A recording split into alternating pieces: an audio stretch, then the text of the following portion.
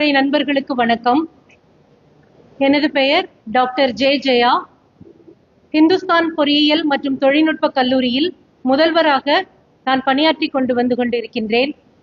எங்களுடைய 3ஆம் வருட மெக்கட்ரானிக்ஸ் இன்ஜினியரிங் மாணவன் அமுதன் என்பவர் இறந்துவிட்டார்.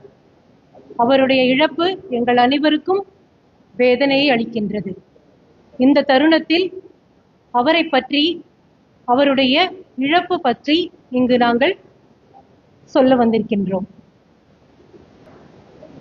சார், 21 ஜூலை அன்னைக்கு இரவு அஜீஷ் அண்ட் அமுதன் 2 பேரும் ஒரே துறையை சார்ந்த மாணவர்கள், மெக்கட்ரானிக்ஸ் இன்ஜினியரிங். அவங்க நைட்டு ஹாஸ்டல் 2 பேருமே விடுதியில தங்கி கொண்டு படித்து கொண்டிருப்பவர்கள். அவங்க நைட்டு கல்லூரி விடுதியில இல்லாம ஒரு 11:30 மணி அளவுல அவங்க கல்லூரிக்கு வெளியே வந்து கொண்டிருக்கும் பொழுது அந்த விடுதியில வேலை பார்த்து கொண்டிருக்கின்ற சமையல் கலைஞர் வந்து என்ன கேட்கிறாரு, ஏன் தம்பி நீங்க நடந்து வந்துட்டு இருக்கீங்க, ஏன் இப்போ ஹாஸ்டல்ல இல்லாம நீங்க வந்துட்டு இருக்கீங்கன்னு கேட்கும் பொழுது, நீ யாரு என்ன கேட்கறது அப்படின்ற மாதிரி அவங்க அந்த அமுதனும் அஜீஷும் அந்த சமையல்காரர் கேள்வி கேட்ட மனோஜ் என்பவரை தாக்குறாங்க.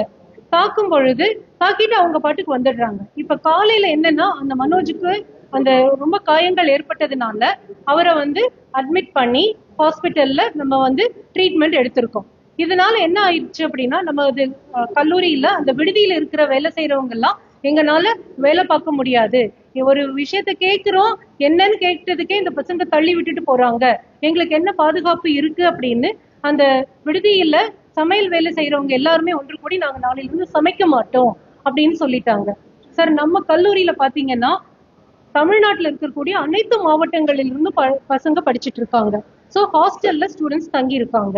அப்படி இருக்கும் பொழுது இவங்க திடீர்னு நான் சமைக்க மாட்டேன் அப்படின்னா நாளைக்கு குழந்தைங்களுக்கு நம்ம எப்படி சாப்பாடு கொடுக்க முடியும்? அதனால நம்ம என்ன பண்ணிருக்கோம் அப்படின்னா, இவங்க டிசிப்ளின் கமிட்டி முன்னாடி இந்த 2 ஸ்டூடெண்ட்ஸும் பிரசன்ட் ஆகுறாங்க. Discipline committee doctor Magudeswaran dean இருக்காரு, டாக்டர் அனந்தமூர்த்தி ஸ்டூடெண்ட் டீன் இருக்காங்க, எங்களுடைய பிஆர்ஓ டாக்டர் ரவிக்குமார், அதே மாதிரி ஏவோன்னு இருக்காரு.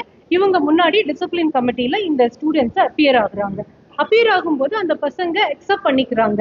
22 ஜூலைல நாங்க தள்ளி விட்டுட்டோம் அப்படின்னு அக்செப்ட் பண்ணும் பொழுது இப்ப என்னன்னா, இந்த பசங்களுடைய பேரண்ட்டை வர வைப்போம், இந்த மாதிரி ஒழுங்கு நடவடிக்கைக்காக பேரண்ட்டை வர வைக்கிறோம் அப்படின்னு சொல்லி பேரண்ட்ஸ் வர்றாங்க. அதாவது வர சொல்றோம், த்ரூ கிளாஸ் அட்வைசர் மூலமா சொல்லும் பொழுது பேரண்ட்ஸ்னால இமீடியட்டா வர முடியல. ஸோ 23ஆம் தேதி அஜீஷனுடைய அப்பா அம்மா 2 பேருமே வந்து டீன்ஸை பாக்குறாங்க. அப்போ இவங்களுக்கு இது நடந்ததை சொல்லும் பொழுது சொல்லி அனுப்பிச்சிடுறோம். அதுக்கப்புறம் 24 ஜூலை அன்னைக்கு இந்த ஸ்டூடெண்ட் அமுதனுடைய ஃபாதர் வராங்க. வந்து பேசும் பொழுது அவரும் அக்செப்ட் பண்ணிக்கிறாரு, ரொம்ப வருத்தம், இவர் வந்து இந்த மாதிரி தாக்கி இருக்க கூடாது அப்படின்னு சொல்லும் பொழுது, சரி இதுக்கு ஒரு நடவடிக்கை எடுத்தாதான் நாங்க சமைக்க போவோம் அப்படின்றத இவங்க திரும்ப திரும்ப சொல்றதுனால டிசிப்ளின் கமிட்டி அவங்க கிட்ட இருந்து என்கொயரி பண்ணின ரிப்போர்ட்டை கொடுக்குறாங்க. அதை அக்செப்ட் பண்ணதுனால அவங்கள சஸ்பெண்ட் பண்ணி 24th ஜூலை அந்த ஸ்டூடெண்ட்ஸுக்கு நீங்க சஸ்பெண்ட் பண்ணி அவங்களுடைய பேரண்ட் கிட்ட நம்ம அமுதனை அனுப்பிச்சு வைக்கிறோம், நீங்க கூட்டிட்டு போயிடுங்க சார் அப்படின்னு அவங்க பேரண்டோட அனுப்பிச்சு வைக்கிறோம். இதை அனுப்பிச்சு வச்ச பிறகு 31ஆம் தேதி ஜூலை நாங்க இங்க வந்து பாக்குறோம், நாங்க கிளாஸ் அட்டென்ட் பண்ணணும் அப்படிங்கிறதுக்காக வரணும்னு சொல்லி வந்து திரும்பவும் கேட்கறாங்க. கேட்கும் பொழுது என்ன சொல்றோம் அப்படின்னா, நீங்க இப்ப வந்து 2 ஃபங்க்ஷன்ஸ் நடந்துட்டு இருக்குது காலேஜ்ல, ஃபங்க்ஷன் இருக்கிறதுனால இப்போ நம்மளால அதை என்கொயரி பண்ண முடியாது. ஸோ நீங்க 11ஆம் தேதி ஆகஸ்ட் வாங்க அப்படின்னு சொல்லி அவங்களுடைய அம்மா கிட்ட அமுதனையும் அஜீஷா அவருடைய தகப்பனார்கிட்டையும் அனுப்பிச்சு வச்சோம். நீங்க வந்து 11ஆம் தேதி வாங்க அப்படின்னு அனுப்பிச்சு வச்சுட்டோம். இதுக்கிடையில 10ஆம் தேதி ஈவினிங் எங்களுடைய பிஆர்ஓக்கு கால் வருது. அங்க வல்லுச்சம்பட்டியில் உள்ள எல்என்எல் ஹாஸ்பிட்டல்ல இருந்து ஒரு கால் வந்ததா, மேடம் இந்த மாதிரி ஒரு கால் வருது, அமுதன் வந்து ஹாஸ்பிட்டல் அட்மிட் ஆயிருக்காங்க அப்படின்னு கால் வருது, நான் போயிட்டு வரேன் அப்படிங்கிறாரு. அவர் போறாரு. அவர் போகும் பொழுது அந்த ஹாஸ்பிட்டலுக்கு போகும்போது காவல்துறையும் அந்த ஹாஸ்பிட்டலுக்கு வராங்க. போய் சிறிது நேரங்கள்ல எங்களுக்கு தகவல் என்ன சொல்றாருன்னா, அமுதன் இறந்துட்டாரு மேடம் அப்படின்ற தகவல் வருது. இதுதான் சார் எங்களுக்கு தெரியும் விஷயம்.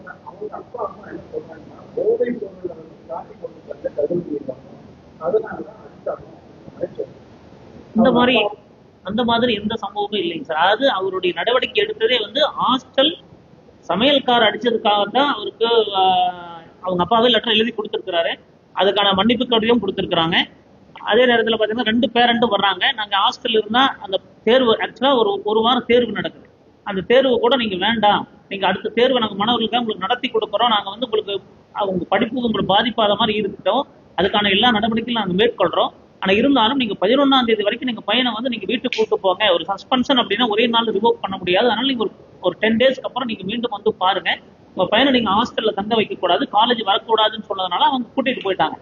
ஆனா அவருங்க வந்து வெளியே தங்கியிருக்கிறா இல்லையாங்கிறது எங்களுக்கு தெரியாது. நாங்க வந்து என்ன டிசிப்ளின் கமிட்டி நானும் Magudeswaran as per the direction of the principal Magudeswaran சாரும் நானும் பிளஸ் டீம் என்கொயர் பண்றோம். அதுக்கான லெட்டர்லாம் பசங்களே கொடுக்குறாங்க. அவங்க அப்பாவும் ஒத்துக்கிறாரு. ஆமா எங்க என்னோட மகன் செஞ்ச தவறு தான். அஜீஸ் பேரண்ட் ஒத்துக்கிறாங்க, அமுதன் பேரண்ட் ஒத்துக்கிறாங்க. வீட்டுக்கு கூட்டு போறோம்னு தான் சொல்லி நாங்க வீட்டுக்கு கூட்டு போறோம்னு சொல்லி தான் அனுப்பி வைக்கிறோம்.